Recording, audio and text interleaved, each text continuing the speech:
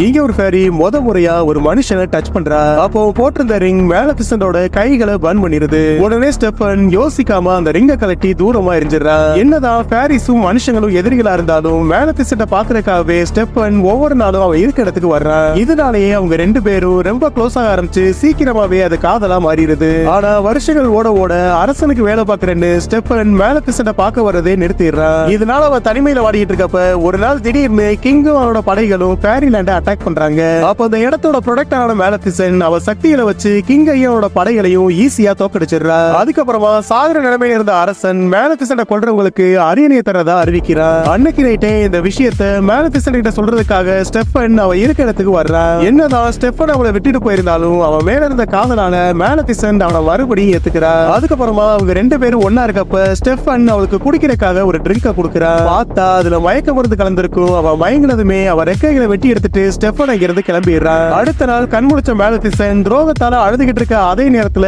Stefan அவ ரெக்கைகளை கொடுத்து அரசனாயிடுறான். ஆனா மேலபிசனோட சக்திகளை அவ ரொம்ப குறைச்சி இட போட்டிருப்பான்.